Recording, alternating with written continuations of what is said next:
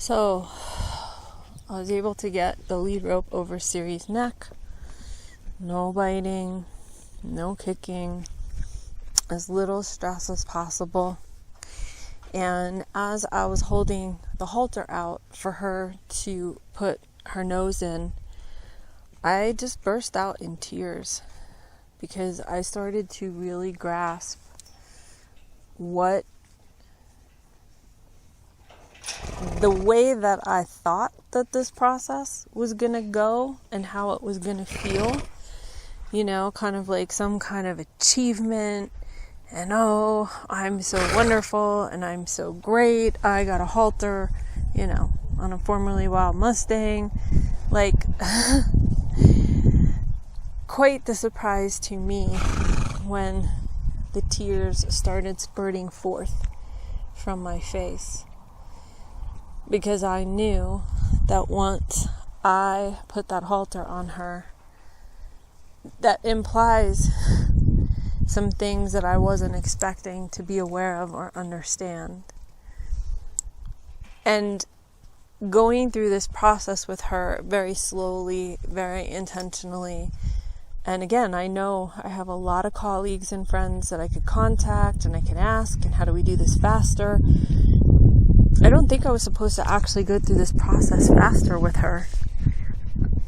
I sense that I'm supposed to go through this process very deliberately with her and with Dietz, my gelding, because I think that we can get so caught in our intellect of looking at the thing that we're wanting to achieve. And the horse is kind of, in a weird way, for a lot of us, the obstacle to achieving it. And so we get over that obstacle and we're proud of ourselves, but I don't know if we really understand things from the side of the horse, who is going through this with us as well, but also who's actually the main character in this, not us. I mean, I don't know the right words to use in this moment to explain the difference of how I thought this was going to feel. How victorious I was going to feel and how proud of myself I am that I'm, learning or developing these skills to be able to work with a wild horse. And yet, here I am at a point where I could be forcing a halter on her a little bit and get the thing done that I need done. And I'm hysterical crying because I realize how much of herself she's giving up to be with me. And whether circumstances dictate that or not, I cannot negate the fact that this once wild being who had a life and a family of her own is now going to live in captivity and domestication forever. Now, it doesn't mean I have to domesticate her to the point of riding. I don't think we'll do that. I don't know. It's not on my agenda right now. But to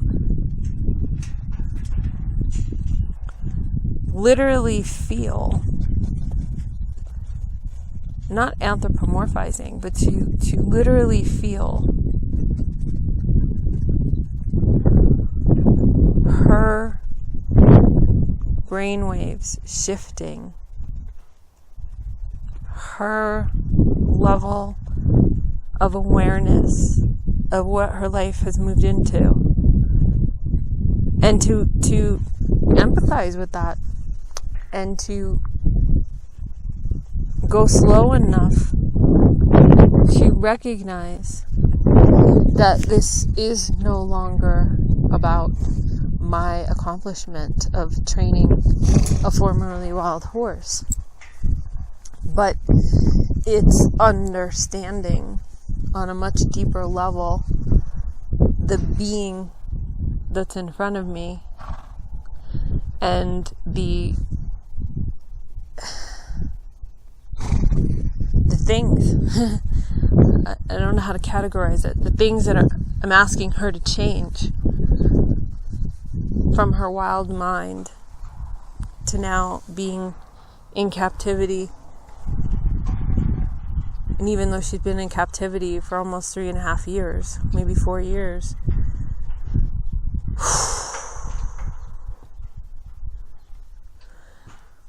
the sensitivity that I now have to every step of this process being as okay for her as possible, while I witness and observe her emotions as she goes through this. That's not something I ever took into account before. I've not trained a lot of horses. I worked with my paint and my Palomino. But even then, there was still a part of me that it was about me. And I kind of feel like this is going into an awareness that this isn't about me as much as it's about her. But it's about me understanding at the essence, how do I really feel about this? Because it's not what I thought it would be. I'm sobbing because I don't want her to feel like she's now restricted. I will ask for her cooperation when I need to get her feet done, or if something goes on with the vet or needs to go on with the vet. But I just never thought I would feel this way through this process. I thought it was going to feel happy and excited and joyous as she blows out and sniffs me. And I guess the hardest part is that I don't. And I'm doing my best to reconcile with that, because as I understand this process better, and I really do feel like this is actually part of my PhD research work too, in understanding consciousness of animals. I don't drink, I don't smoke, I don't do psychedelic drugs, I don't have any weird tendencies. So moving through this, I'm not trying to anthropomorphize on her. I'm actually just feeling things the opposite of what I thought I would feel. And it's really truly giving me like a whole new awareness and understanding of how much more there is to this training than just getting a horse to move his feet or be obedient and, take saddle and all of that stuff. This is raw and real, going from a being who knows what it is to purely be wild, to understanding, well, what's her developmental process through this space? What is it for her to earn my trust? What is it for me to earn her trust?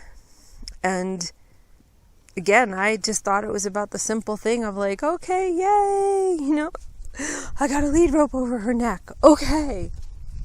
And yet, putting that lead rope over her neck, I'm hysterical, crying and sobbing and apologizing to her that